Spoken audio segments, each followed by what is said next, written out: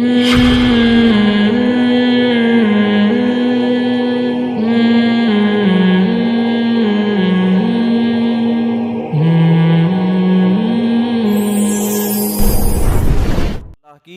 نافرمانی جس نے بنایا، جس نے احسانات کیے، اس کی نافرمانی ہلکا کام نہیں ہے.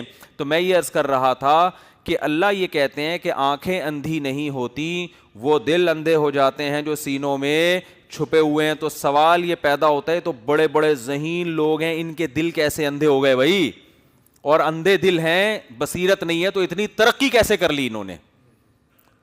میں سمجھا پا رہا ہوں اپنی بات؟ ترقی کیسے کر لی؟ تو اس کی وجہ بھی قرآن بیان کرتا ہے، خواہشات کی غلامی. کس کی غلامی؟ خواہشات کی. یہاں بھی ایک اشکال ہوگا کہ نہیں جی، ہم تو بہت سے ایسے لبرل لوگوں کو جانتے ہیں جو اپنے خواہشات کے غلام نہیں ہوتے. ہمارے یہاں آپ کو ملیں گے 12 بجے سو کے اٹھنے والے، وہ تو 4 بجے اٹھ جاتے ہیں. جو 4 بجے اٹھ رہا ہے وہ خواہشات کا غلام ہو سکتا ہے؟ کیا ہو گیا؟ 4 بجے اٹھ کے جاگنگ کر رہا ہے، ایکسرسائز کر رہا ہے، ہر ایک سے تمیز سے تھینک یو سے بات کر رہا ہے، تھینک یو پہ بات ختم کر رہا ہے، بے ایمانی نہیں کر رہا، اپنے ملک کے ساتھ مخلص ہے، محنتی ہے. گورے کے ذمے آپ کوئی کام لگاؤ اور پاکستانی کے ذمے لگاؤ، رزلٹ دیکھو. گورے صرف بچے پیدا کرنے میں سوچتے ہیں، ان کے ذمے بچے پیدا کرنے کا کام لگا دو، 50 سال تک سوچتا رہے گا کرنے کہ نہیں کرنے. پھر جب ہو جائے گا تو کنفیوز ہوگا کہ میرا ہے پتہ نہیں وسیم بھائی کا کس کا، سمجھ میں نہیں آ رہا ہوں. واللہ اعلم، آئی کین ناٹ ایکسپلین. اس میں بہت ٹائم لگا گا. یہاں سستی کا مظاہرہ، یعنی چستی کا مظاہرہ نہیں، یہاں بہت سستی کا مظاہرہ کرے گا. اس کو بولے تمہارا ہے، ایک دم شوق لگے گا، سوچ میں پڑ جائے گا، پھر آنکھیں دیکھے گا اس کی. شاید میں زیادہ کہہ گیا ہوں، لیکن بہرحال یہاں وہ اسپیڈ اس کی بہت سلو ہے، بہت سلو اسپیڈ ہے اس کی. باقی ہر کام میں وہ اسپیڈ اس کی بہت زیادہ. چلنے میں دیکھ لو نا آپ، یہاں دیکھو، میں تو باہر بھی ملک میں گیا ہوں، گورے چلتے جو اسپیڈ سے واکنگ کر رہے ہوتے ہیں. وہ جب صبح واکنگ کرتے ہیں، اپنے پارک کو بھی ہم دیکھتے ہیں، یہاں بھی ہم نے پارک لوگوں کے دیکھے ہیں.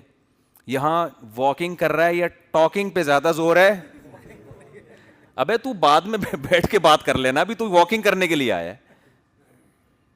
ایسے لہراتے ہوئے جا رہے ہوتے ہیں جیسے کوئی ایڈورٹائزمنٹ کے لیے نا، چپلوں کا اشتہار آ رہا ہے یا کوئی پتہ نہیں کس کا ایڈورٹائز کر رہے ہیں، وہ نہیں جا رہے ہیں. بونینزا کا پہلے اشتہار آیا کرتا تھا ہمارے زمانے میں، ہم جب چھوٹے بچے تھے تو ٹی وی میں بونینزا کا نا لہراتا ہوا جاتا تھا، پھر اس کی کرتا دکھاتے تھے، کیا خوبصورت بل پڑ رہے ہیں اس میں. اس طرح کے واکنگ ہو رہی ہے ہماری صحت بنانے کے لیے.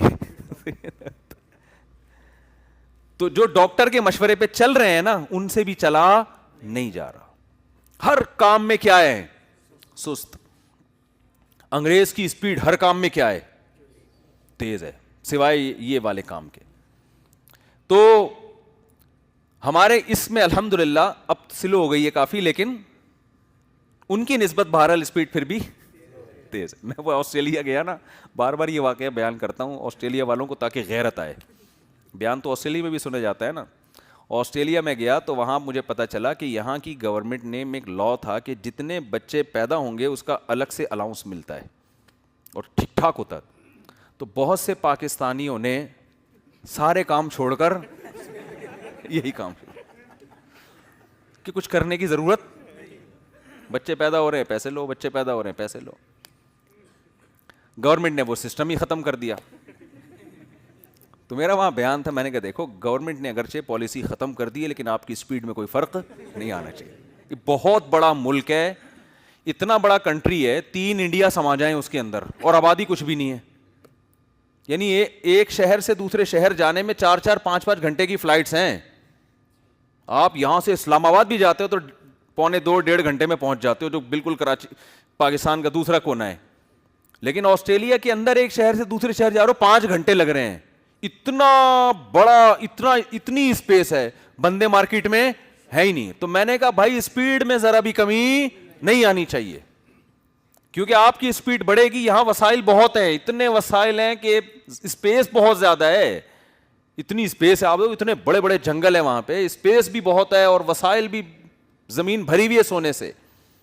تو اتنے وسائل ہیں ان کے پاس. تو میں نے کہا یہاں تو اتنی اسپیڈ ہو کہ دنیا کا اصول ہے کہ جس قوم کا گروتھ ریشو زیادہ ہوگا بالآخر غالب آئے گی وہ. تو آپ کی اتنی سپیڈ ہو جائے گی تو پتہ نہیں، اب غیرت آ نہیں رہی ان لوگوں کو سن کے. خیر، تو میں یہ عرض کر رہا تھا کہ کوئی یہ کہہ سکتا ہے کہ آپ یہ کیسے کہہ سکتے ہیں کہ یہ دنیا پرست لوگ یہ خواہشات کے غلام ہوتے ہیں. میں کہہ رہا ہوں قرآن کہہ رہا ہے نا کہ بھائی ان کو خدا سمجھ میں کیوں نہیں آ رہا، کیوں نہیں آ رہی، ان کے دل کیا ہو چکے ہیں، اندھے. اور اندھے کیوں ہیں؟ خواہشات کے غلام. بات سمجھ میں آ رہی ہے یہاں تک؟ خواہشات کے غلام. تو ہر چیز پر اعتراض ہو رہے ہیں نا. پہلا اعتراض، دل کیسے اندھا ہو گیا بھائی، یہ تو بڑے ذہین لوگ ہیں. ذہین آدمی کا دل اندھا تھوڑی ہوتا ہے. ذہین ہونے کی سب سے بڑی علامت ان کی ترقی. تو اس کا جواب میں نے دیا کہ بھائی ان چیزوں میں تو ذہانت ہے جن سے ان کے مفاد وابستہ ہیں. جن چیزوں سے مفاد وابستہ نہیں ہے وہاں دل بصیرت سے کام نہیں لیتا، وہاں دل اندھے ہیں. خواہشات کی غلامی ہے وہاں پہ.